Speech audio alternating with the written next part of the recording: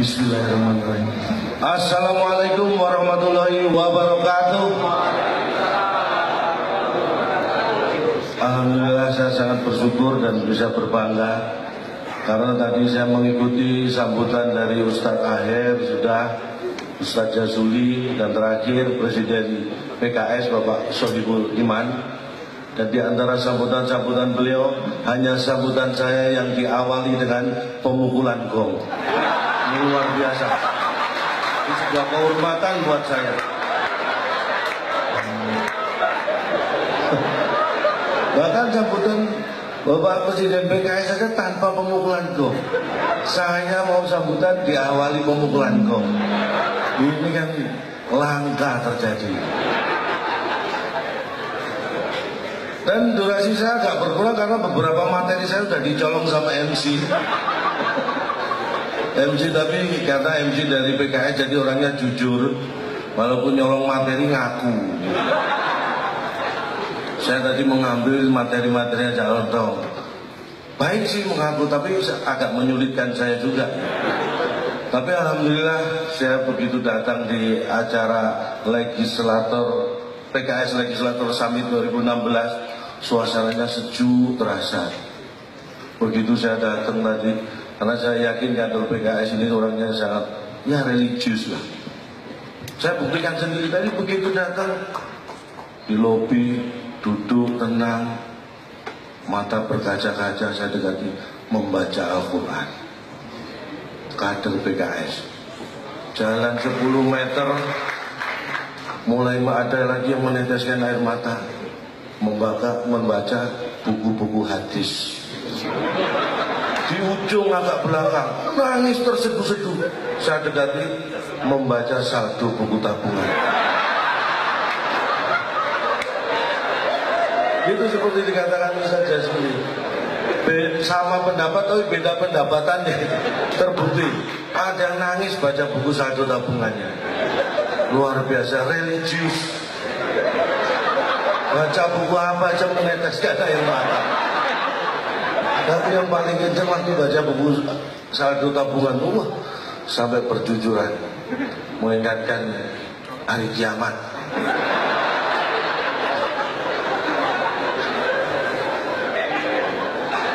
Saya bangga sekali, benar-benar sekali.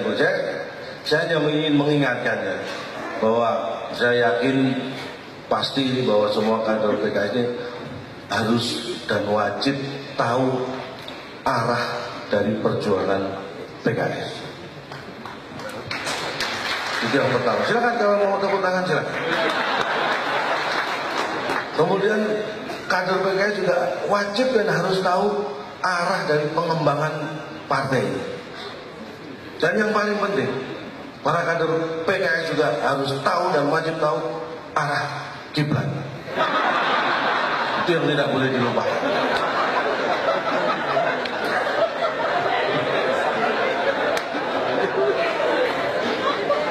Itu penting sekali. Dan saya sangat mengikuti tadi. Saya sebenarnya mendapat pertanyaan yang sama waktu saya berkunjung di satu daerah.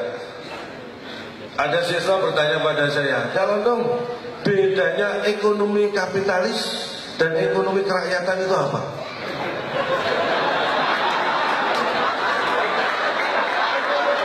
Langsung saya jawab. Jawabannya sama dengan jawaban Ustadz Aher.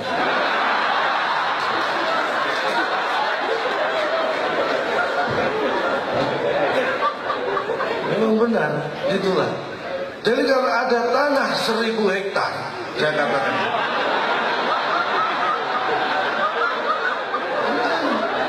kalau ada tanah 1000 hektar, kurang 1 hektar, berarti 999 hektar.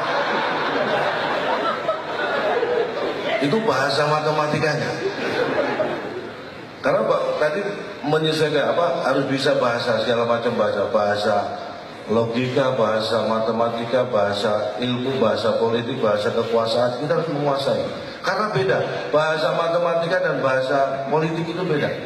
Kalau bahasa matematika 1 ditambah 1 sama dengan 2. Tapi bahasa politik 1 ditambah 1 bukan 2, tapi menjadi 1 yang lebih besar.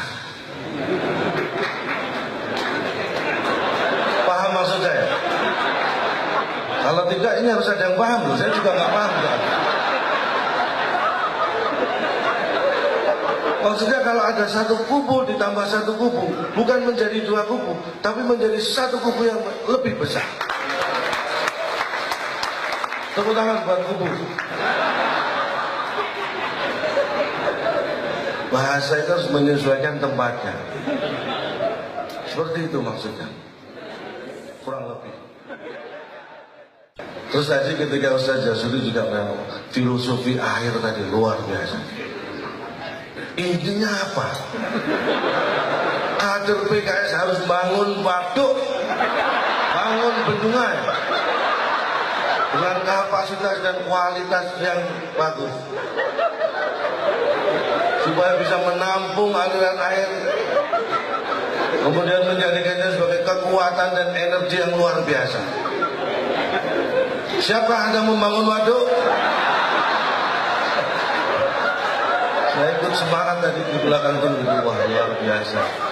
Cuma mungkin mohon maaf kalau saya salah menafsirkan ya, punya keterbatasan ini juga. Tapi prinsipnya bahwa Anda harus seperti waduk, punya kualitas yang bisa menampung air seberapapun itu, dan jangan sampai bocor tapi bisa mengarahkan demi kebaikan semua umat. Tepuk tangan buat waduk. Terus tadi disampaikan juga oleh Bapak Sohibul Iman. Nah ini saya yakin ini beliau ini amanah, karena Sohibul Iman PhD. Yang gak amanah itu kalau belakangnya bukan PhD tapi PHP.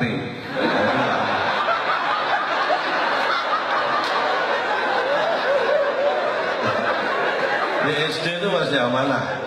Kalau PHP itu nggak jelas ya. Untung beliau belakangnya PhD, bukan PHP. Wah sampai lupa saya. Beliau tadi menyampaikan juga kreativitas, inovasi. Ini boleh dan bagus, tapi jangan sampai mengalahkan moral, kekuatan moral.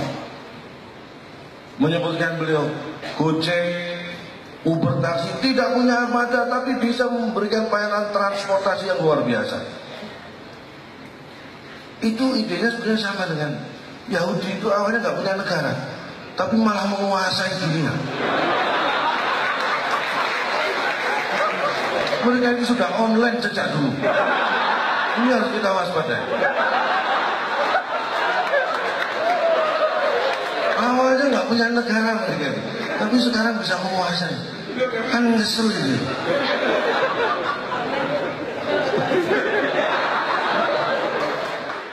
Nanti Ustaz Jasuri yang mengatakan syariah sejak PKS diperjuangkan itu sebenarnya terinspirasi dari PSSI sejak dulu. Benar, PSSI tidak mengejar prestasi, tidak mengejar kemenangan, tapi berbagi gol dengan lawan. Khusus syariah.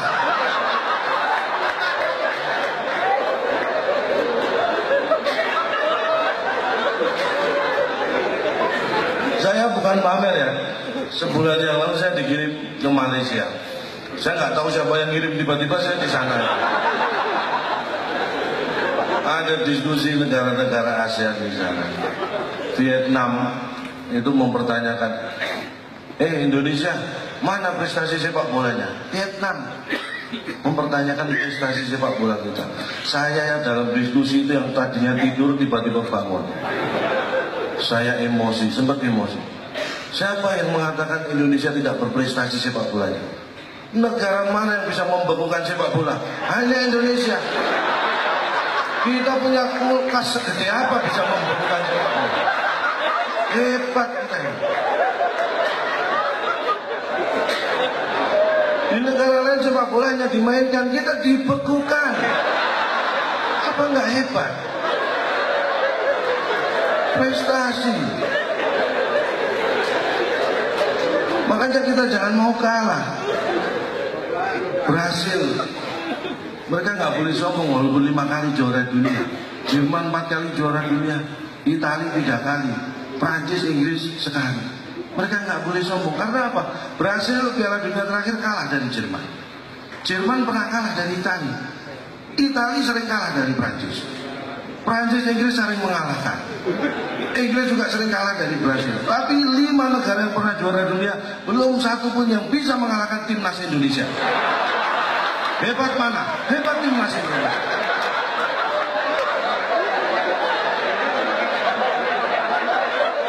Makanya kita pertahankan rekor, jangan mau bertanding dengan mereka.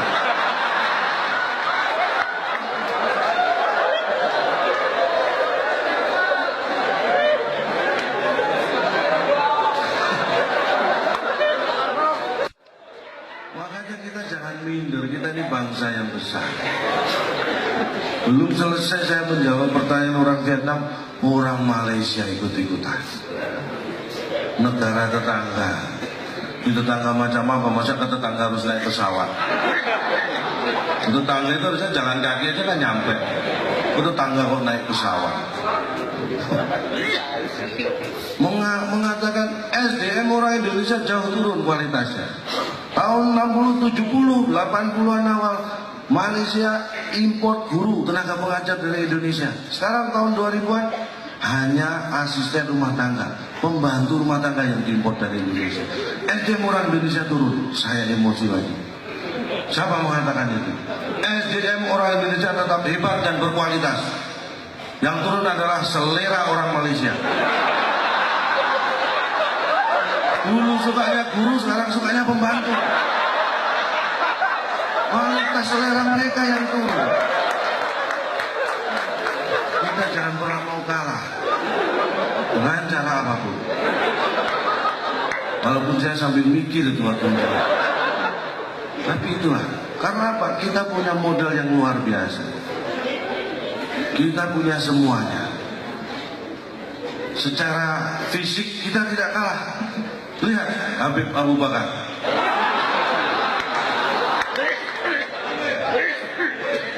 Begitu luas wawasannya. Jangan dilihat tingginya beliau, tapi walaupun seperti itu beliau tinggi loh kolesterolnya. Prestasinya juga luar biasa beliau. Kita ini punya modal yang luar biasa. Benar. Saya tidak bermaksud sombong ya. Amerika itu harusnya tidak boleh menengadakan muka kalau ketemu Indonesia. Karena Amerika ada gara-gara Indonesia. Bapak Ibu percaya? Saya juga tidak. Awalnya, tapi mari kita pelajari pelan-pelan. Dulu Ratu Spanyol memerintah Christopher Columbus dengan armadanya mencari rempah-rempah. Indonesia salah satu negara penghasil rempah-rempah terbesar di dunia saat itu, setelah India. Dalam perjalanan armada Columbus ini nyasar, ketemulah benua Amerika. Itulah Amerika. Coba kalau nggak ada perintah Ratu Spanyol mencari rempah-rempah, mungkin sampai sekarang Amerika belum ada yang nemu. Bayangkan Barack Obama apa nggak tolak-tolak. Amerika ada tidak langsung gara-gara Indonesia. Bagaimana mereka bisa sombong dengan Indonesia? Napoleon Bonaparte jatuh gara-gara Indonesia. Saya cerita sedikit. Tahun berapa saya lupa. Saya yakin Napoleon juga nggak ingat tahunnya. Ini Napoleon dengan pasukan Prancis terkuat di dunia saat itu, mau menyerang salah satu negara Eropa. Hitungan di atas kertas tidak lama bisa dikuasai. Tapi di saat yang sama, secara kebetulan Gunung Samalas, Gunung Tambora di Indonesia meletus. Masuk dalam catatan sejarah modern 5 letusan gunung berapi terdahsyat di dunia. Efeknya Eropa yang belum musim dingin tiba-tiba turun salju gara-gara Gunung Tambora meletus di Indonesia. Napoleon sebagai penyerang tidak siap menghadapi iklim yang tiba-tiba berubah. Tuan rumah, karena jadi tuan rumah lebih siap. Kalah, jatuhlah Napoleon di Waterloo, menyerah gara-gara Tambora di Indonesia meletus.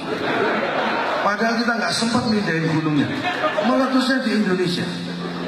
Kita pengen negara Eropa mana jatuh, kita tinggal pilih gunung berapi mana yang akan kita letuskan. Kita punya banyak stok gunung berapi. Hidup gunung berapi.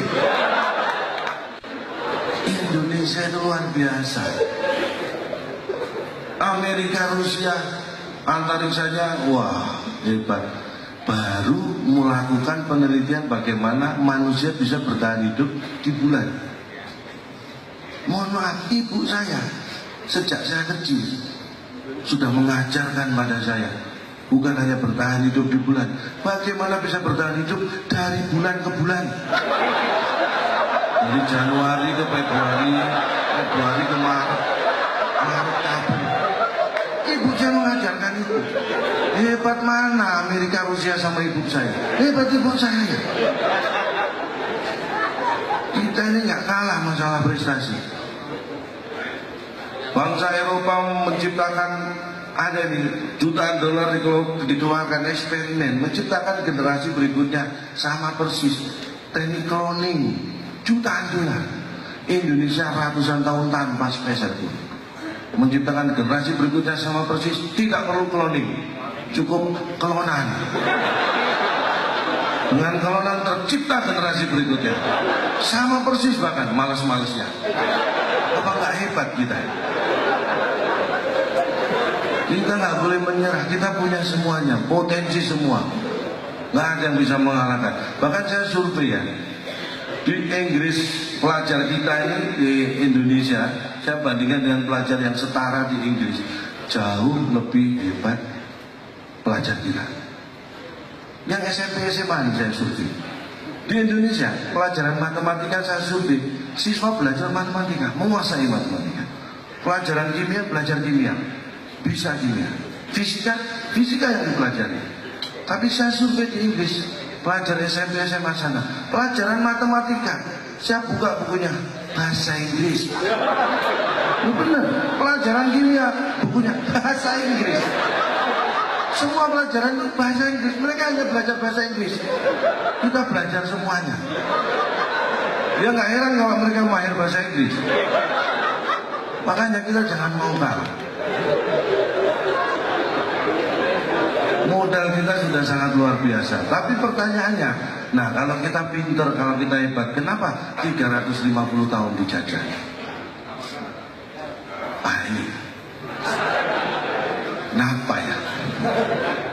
Saya melakukan survei. Kita sampai dijajah 350 tahun bukan karena nggak pinter, bukan karena nggak hebat, tapi kita kurang efektif. Kita terlalu banyak membuang-buang tenaga, membuang-buang energi. Karena saya membaca kita mengusir penjajah dengan semangat dan bambu runcing, padahal peralatan mereka lebih hebat. Kita bisa mengalahkan itu. Tapi inilah letak ketidak-efektifan kita. Karena membuat bambu runcing itu kan ngumpulin bambu dulu, diruncingin pakai golok, parang, arit. Ya. Kalau kita berpikir efektif, golok, parang, arit kan bisa langsung buat mengusir penjajah. Kenapa harus mengumpulkan bambu dulu? Ini yang bikin 350 tahun. Baru ngumpulin bambu, runcingin ada patroli tentara Belanda bulan. Coba kalau golok, parang, arit langsung kita gunakan mengusir penjajah, nggak sampai 350 tahun. 345 tahun lah. Lumayan ngirit 5 tahun ya.